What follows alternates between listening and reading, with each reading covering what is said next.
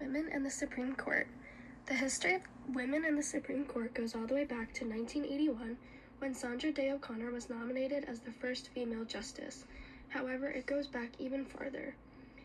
Women were generally prohibited from practicing law in the early years of the nation, but Margaret Brent was one exception. Her and her sister migrated to Maryland in 1638, with her being the head of the household, which was not usual for women at the time. She acquired 1,000 acres of land from her brother, but never married. When she was losing some of the rights to her land because she was not married, she represented herself in court since she was a single woman. But she was one of the first women to represent themselves for their own legal and financial rights. 1872 came Myra Bradwell's fight for the right to take the state bar in Illinois.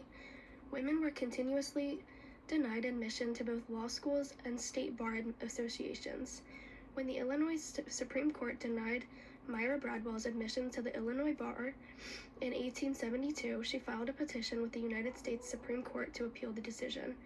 Her argument was that the Illinois Supreme Court decision violated the Privileges or Immunities Clause of the 14th Amendment.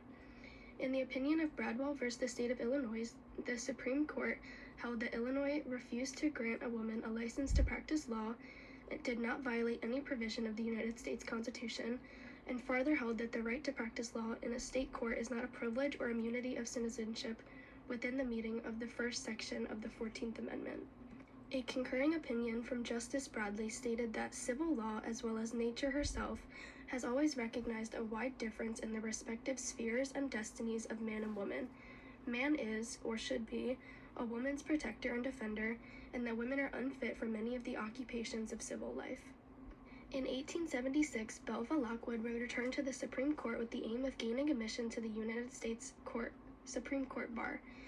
She applied to the Columbian Law School in 1870 and was denied admissions because they believed that she would be a distraction to the male students, and was later accepted into the National University Law School, which we now know as George Washington University. She finished school in 1873, but the school refused to give her her diploma because of her gender, and therefore she could not get admitted into the bar. She wrote a letter to the current president about the situation, President Ulysses S. Grant, and received her diploma a week later. She was one of the first female lawyers in the history of the United States, and in 1879, she drafted a bill that would require women to have the same access as male lawyers to the United States Supreme Court bar. Not more than 5 years later, we would see the first woman being nominated onto the Supreme Court, Sandra Day O'Connor.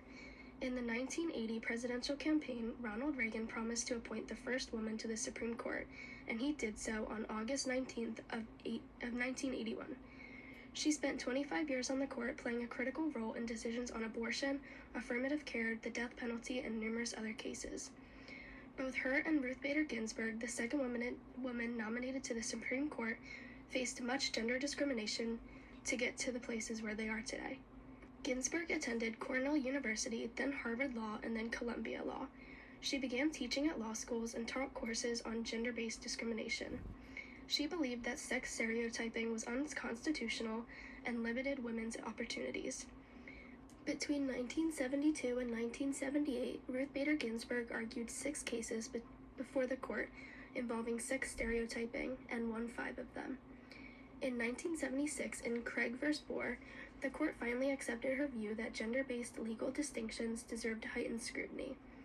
In 1993, President Bill Clinton became the first Democratic president in 26 years to make a Supreme Court appointment, and selected Ruth Bader Ginsburg, who he called the Thurgood Marshall of gender equality law. Following behind Ginsburg was Sonia Sotomayor and Elena Kagan, both appointed to the Supreme Court by Barack Obama in 2009 and 2010. Justice Amy Coney Barrett was confirmed as a Supreme Court justice in 2020, replacing Ruth Bader Ginsburg, after serving as a judge for the United States Court of Appeals for the 7th Circuit from 2017 to 2020, and also taught as a law professor at the Notre Dame Law School. Justice Ketanji Brown Jackson was confirmed in 2022 as the first African-American woman to serve on the Supreme Court. Before being appointed, she served as a judge for the United States District Court for the District of Columbia and on the United States Court of Appeals for the District Court. In conclusion, the journey of women in the Supreme Court reflects a profound evolution from being entirely excluded to holding significant positions, women are reshaping the courts and the ongoing pursuit of gender equality within the Supreme Court remains vital for upholding justice and reflecting the evolving issues of American society.